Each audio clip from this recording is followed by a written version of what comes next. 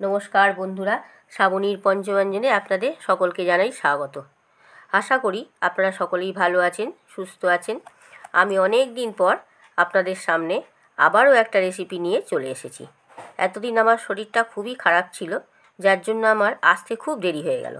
এখনও শরীরটা খারাপই আছে, তবুও চলে এলাম। আজকে যে রেসিপিটা আপনাদের সামনে নিয়ে চলে এসেছি সেটা আপনারা দেখেই বুঝতে পারছেন, সেটা হলো বালুশাহী রেসিপি।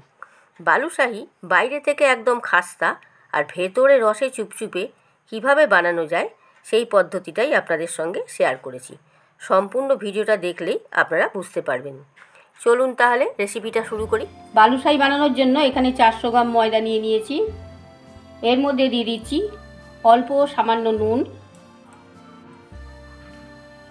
আর অল্প করে একটু বেকিং সোডা।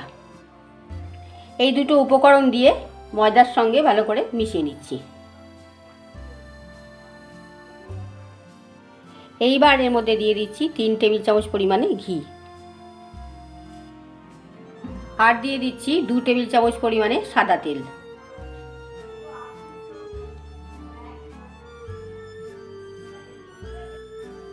এবার ভালো করে মেখে নিচ্ছি। দেখুন ময়দাটা ঠিক মতন মাখা হয়ে গেছে।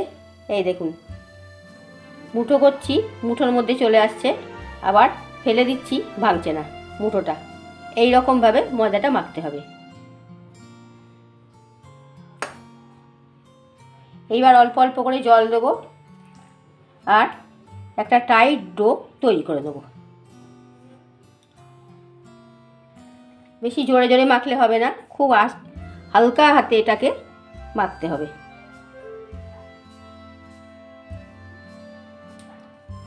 দেখুন ময়দাটা কীরকমভাবে মাখছি, জোরে চেপে মাখা যাবে না, হালকা হাতে মাখতে হবে।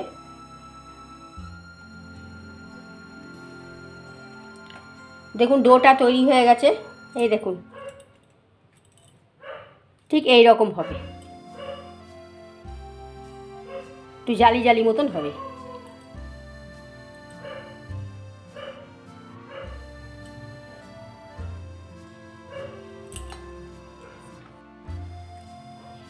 এই অবস্থায় একটা ঢাকনা চাপা দিয়ে কিছুক্ষণের জন্য রেখে দেবো আর চিনির রসটা তৈরি করে নেব। এর মধ্যে দিয়ে দিচ্ছি এই বাটির পরিমাণে 1 বাটি দিলাম চিনি, আরও 1 বাটি দিয়ে দিলাম, মোট 3 বাটি দিলাম। এর মধ্যে দিয়ে দিচ্ছি 1.5 বাটি পরিমাণ জল।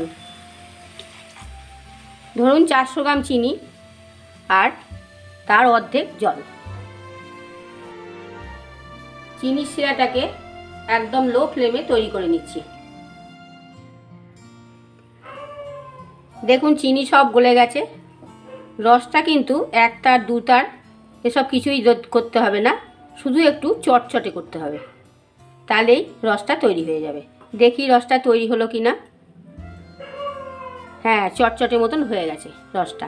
এবার রসটা নামিয়ে ফেলবো। রসটা নামানোর আগে 2-3টে এলাচ ফাটিয়ে দিয়ে দিচ্ছি।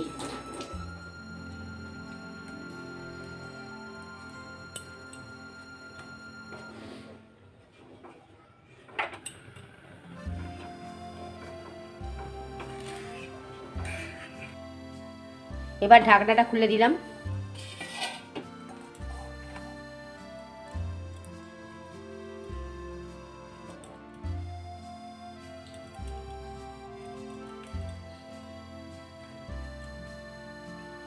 দেখুন ময়দাটাকে এইরকমভাবে আমি খানিকক্ষণ করে নিলাম।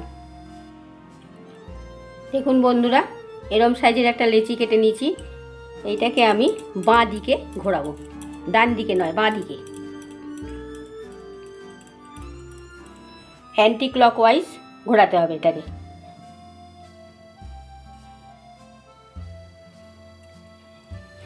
দেখুন অ্যান্টি ক্লকওয়াইজ ঘুরিয়ে নিলাম। এইবারে আমি হাতের তালুতে একটু মাঝখানটা চেপে নেব। একটা পেন রেখেছি, আমি পেন দিয়ে আমি মাঝখানটা গর্ত করে দিলাম।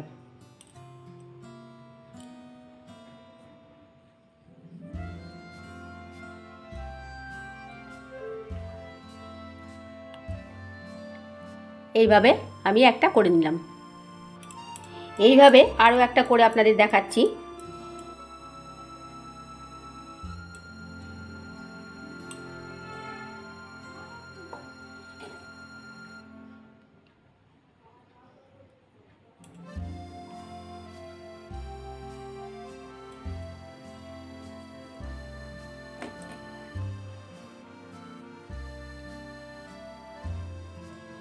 দেখুন আমি এখানে কয়েকটা তৈরি করে নিয়েছি, সবগুলো হয়নি এখনো। গ্যাস অন করে তেলটা বসিয়ে দিয়েছি, হালকা গরম হলেই আমি বালুশাহিগুলো ছেড়ে দেব। দেখুন একটা ছোট্ট ময়দার গুলি তেলের মধ্যে ফেলে দিচ্ছি, ভেসে উঠলেই বুঝতে হবে তেলটা হালকা গরম হয়ে গেছে। দেখুন এইবার তেলটা হয়ে গেছে, আমি একটা একটা করে বালুশাহি ছেড়ে দিচ্ছি।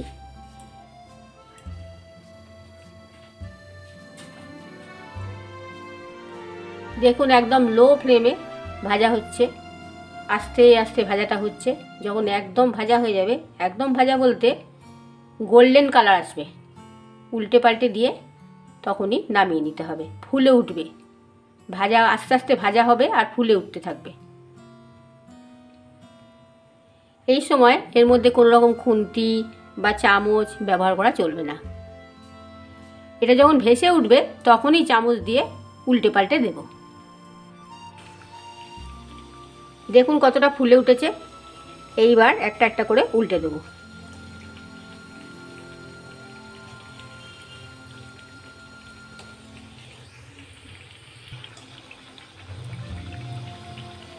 দেখুন গোল্ডেন কালার এসে গেছে। এইবার নামিয়ে ফেলবো, দিয়ে রসে দিয়ে দেবো।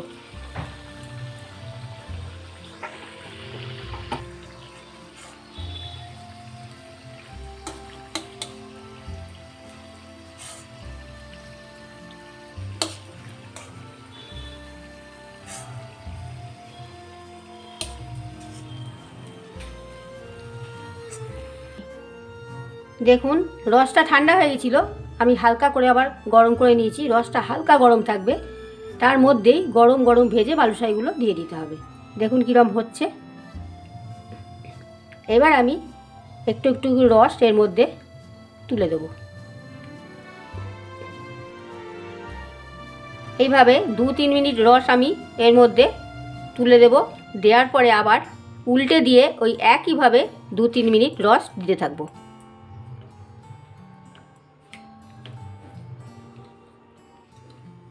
দেখুন এরকম করে আমি 2-3 মিনিট হয়ে গেছে রস দেওয়াটা। আবার আমি একটা একটা করে উল্টে দিচ্ছি।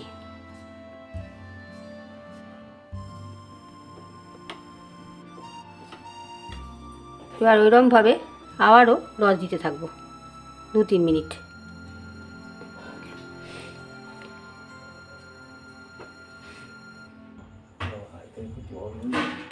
হয়ে গেছে, এইবার একটা প্লেটে তুলে নিচ্ছি।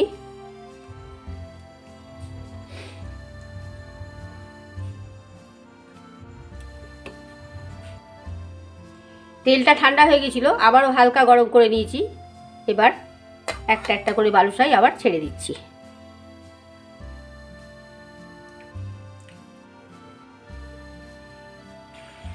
দেখুন এগুলোও ভাজা হয়ে গেছে, একটা একটা করে তুলে রসে দিয়ে দিচ্ছি। রসটা যদি দেখেন যে ঘন হয়ে গেছে, একবার বালুশাহি করার পর দ্বিতীয়বার রসটা ঘন হয়ে যায়, আবার একটু জল দিয়ে জাল দিয়ে নেবেন, তাহলে আবার রসটা ঠিক হয়ে যাবে।